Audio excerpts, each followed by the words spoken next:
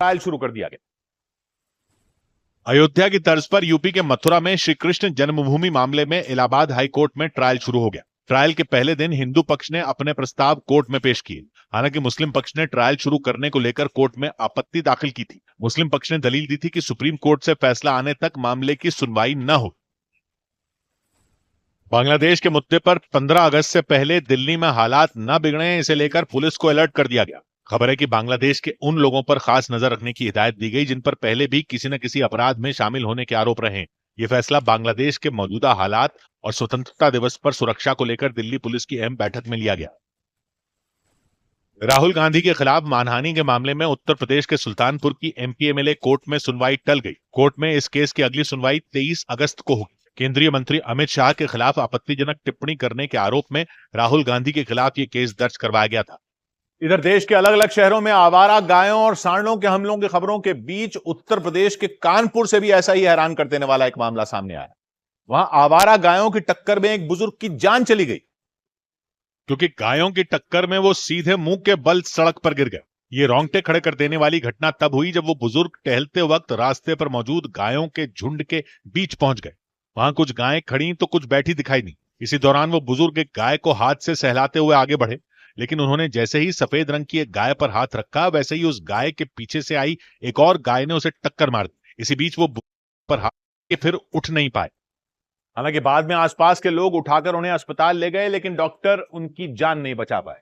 कुछ दिन पहले ही उत्तराखंड के ऋषिकेश में भी आवारा सांडों ने जमकर उत्पात मचाया था, क्योंकि वहां दो सांड लड़ते लड़ते अचानक एक दुकान में घुस गए थे। इसकी वजह से उस दुकान में मौजूद 2 लड़कियों की जान खतरे में पड़ गई थी, क्योंकि वो सांडों की लड़ाई की चपेट में आ गई।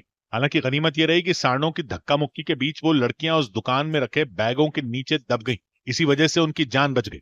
लेकिन उत्तर प्रदेश के बरेली में एक आवारा सांड के हमले से बुजुर्ग की जान चली गई थी, क्योंकि सुनसान सड़क पर चल रहे उन बुजुर्ग को वो सांड बिल्कुल सामने से टक्कर मारता दिखाई दिया, और ऐसी जबरदस्त टक्कर हुई कि उन्हें बचने का भी मौका नहीं मिला। वो पीठ के बल सड़क पर गिर गए थे, लेकिन उस सांड के सिर पर तो जैसे खून सवार था। वो बेसुध पड़े उन बुजुर्ग को बार बार सींग मारता दिखाई दिया। सांड के इस हमले के बाद इलाज के दौरान उनकी मौत हो गई थी, और अब इसी तरह का मामला कानपुर से भी आने से वहां हड़कंप मच गया। लोगों ने आरोप लगाया कि प्रशासन आवारा गायों और सांडों के मामले में कोई एक्शन नहीं ले रहा। तो बात की एक बात यह कि आवारा छोड़ दिए गए सांड और गायें खेतों के लिए भी समस्या है और शहरी इलाकों के लिए भी। सरकारी विभाग कहते हैं कि उनको पकड़कर गौशालाओं में डाला जा रहा है, लेकिन साफ है कि गौशालाएं उतनी ही है ही नहीं जितनी आवारा छोड़ दी गायें हैं। और विभाग गौशालाओं की संख्या बढ़ाता भी रहे तब भी कम ही पड़ती है, क्योंकि गायों और सांडों की संख्या तो लगातार बढ़ती जाती है। एक तो जगह जगह गौरक्षक किसी भी गाड़ी में गाय और सांड ले जाने वालों को पकड़कर पीटते रहते हैं, ये इल्जाम लगाकर कि ये गौ हत्या करवाने ले जा रहे थे। तो गायों को या सांडों को कोई गाड़ी वाला तो ले भी नहीं जाता। अब कोई ड्राइवर मुसलमान हो तो उस पर सीधा इल्जाम यही लगता है कि वो गौ हत्या के लिए ही ले जा रहा होगा, और उसको बेरहमी से पीट दिया जाता है बिना कुछ पूछे। कई लोगों की ऐसे जान तक जा चुकी है, तो कोई क्यों ले जाएगा गायों को, चाहे गौशाला तक ही पहुंचाना हो। और अपने आप तो गायें चलकर गौशालाओं तक पहुंचेंगी नहीं, तो गाय पालने वाले ऐसी गायों को जो उनके काम की नहीं रहती, उनको सड़कों पर छोड़ देते हैं। कहने को आप कहते रहे कि गाय हमारी माता है, लेकिन जब वो दूध नहीं देती तो गाय पालने वाले उसे छोड़ देते हैं आवारा। कोई नहीं पालना चाहता उनको। गौरक्षा के नाम पर और धर्म के नाम पर बड़े बड़े बड़े प्रवचन देने वाले भी कहां पाल रहे हैं इनको। वो तो गाय पालने वाले किसानों को बस उपदेश दे देते हैं कि उनको आवारा ना छोड़ें, लेकिन उपदेश से खर्च तो नहीं मिलता किसान को। किसान उनको छोड़ देते हैं, सांडों को भी, गायों को भी, बछड़ों का भी यही हाल है। खेतों की रखवाली भी इसकी वजह से बड़ी समस्या बन चुकी है। कटीले तार लगाने पड़ते हैं किसानों को। गर्मी में, बरसात में, ठंड में खेतों की रात को भी रखवाली करने के लिए जागना पड़ता है, नहीं तो आवारा सांडों और गायों का झुंड एक बार भी खेत में घुस गया तो सारी फसल साफ। शहरी इलाकों में सड़कें घेर ली हैं इन्होंने, गाड़ियों के एक्सीडेंट हो जाते हैं, लोगों पर हमले हो जाते हैं, जान चली जाती है लोगों की। तो ये सरकारी विभाग नहीं देखेगा तो कौन देखेगा? नगर पालिका नहीं पकड़ेगी तो कौन पकड़ेगा? अगर गौशालाएं कम हैं तो ये अधिकारी लोग नहीं बताएंगे कितने आवारा सांड हैं, कितनी आवारा गायें हैं और कितनी इनकी संख्या बढ़ रही है, किस दर से संख्या बढ़ रही है, गौशालाएं कितनी बनानी है। ये सब कोई प्लानिंग करेगा या नहीं करेगा? बजट नहीं है तो कोई मांगेगा ना बजट। इससे हो रहे नुकसान में भी तो पैसा लग रहा है, तो कोई तो हिसाब किताब लगाएगा ना कि कितना खर्च करना है। कुछ पैसा देने की स्कीम भी है किसानों को अगर वो ऐसी गायों को पालते हैं, लेकिन वो फिर भी छोड़ रहे हैं, तो साफ है कि वो पैसा उतना नहीं है जितना इनके चारे में खर्च आता है। तो ये सब देखने वाले अधिकारियों को ही तो काम है, वो ये सब कब देखेंगे? जब उनका अपना एक्सीडेंट हो जाएगा किसी आवारा गाय के सड़क पर आने से, तब वो जागेंगे, या उनके किसी अपने को कोई सांड मार देगा तब वो इस पर एक्शन लेंगे। सिर्फ दूध देने वाले गाय ही सबकी माता है, बाकी माताओं को पॉलिथीन में कचरा बीन कर खाने के लिए छोड़ दें। और ये गोरक्षक क्या सिर्फ ट्रकों में जा रही गायों की सेवा करते हैं, सड़क पर बैठी हुई गायों की नहीं? संस्कार, परंपरा, धर्म जैसे बड़े बड़े शब्द बोलकर भी धंधा नहीं है ये, कि गाय जब तक दूध दे तभी तक माता है। गाय की रक्षा पर बोलने वाले तब क्यों चुप हो जाते हैं जब गाय से लोगों की रक्षा भी एक सवाल बन जाता है? तो बात की एक बात, उधर पाकिस्तान की खुफिया एजेंसी आईएसआई के पूर्व चीफ को सैन्य हिरासत में ले लिया गया। पाकिस्तानी खुफिया एजेंसी आईएसआई के पूर्व चीफ फैज हमीद को पद के दुरुपयोग के आरोप में वहां की सेना ने हिरासत में ले लिया। खबर है कि retired lieutenant general Faiz Hamid के खिलाफ कोर्ट मार्शल की कार्रवाई होगी। उनके खिलाफ लगे आरोपों की जांच के लिए वहां अप्रैल में एक कमेटी भी बनाई गई थी। सुप्रीम कोर्ट ने यूजीसी की नेट परीक्षा रद्द करने के केंद्र सरकार के फैसले में दखल देने से इनकार कर दिया। इसके साथ ही कोर्ट ने मामले में केंद्र के फैसले को चुनौती देने वाली याचिकाएं खारिज कर दी। केंद्र सरकार ने गड़बड़ी के आरोप लगने के बाद 18 जून को आयोजित होने वाली यूजीसी की नेट परीक्षा रद्द कर दी थी। देश भर में ये परीक्षा 21 अगस्त को नए सिरे से होगी। प्रधानमंत्री नरेंद्र मोदी ने विश्व हाथी दिवस के मौके पर लोगों से यह अपील की कि वो हाथियों की सुरक्षा के लिए हर संभव कदम उठाएं। उन्होंने हाथियों को भारतीय संस्कृति और इतिहास से जुड़ा बताया। प्रधानमंत्री ने पिछले कुछ साल में देश में हाथियों की संख्या बढ़ने पर खुशी भी जताई। इधर उत्तर प्रदेश के कन्नौज में एक नाबालिग लड़की का रेप करने की कोशिश के आरोप में पुलिस ने नवाब सिंह यादव नाम के आदमी को गिरफ्तार कर लिया। नवाब सिंह यादव के समाजवादी पार्टी से जुड़े होने का दावा किया गया। बताया गया कि उनका चौधरी चंदन सिंह महाविद्यालय नाम का एक कॉलेज है और उन्होंने नौकरी का झांसा देकर उस नाबालिग और उसकी बुआ को वहां बुलाया था।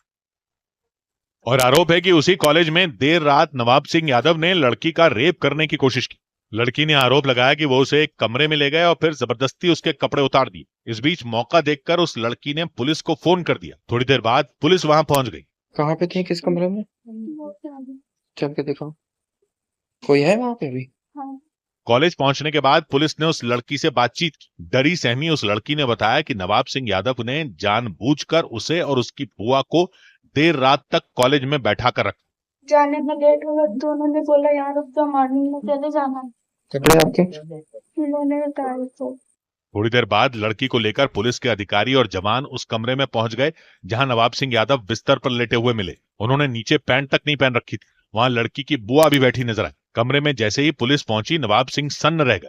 उन्हें यह समझ ही नहीं आया कि पुलिस देर रात वहां कैसे पहुंच गई। पुलिस को देखकर कुर्सी पर बैठी लड़की भी उठ खड़ी हुई। आइए। क्यों? ये कौन है आपकी?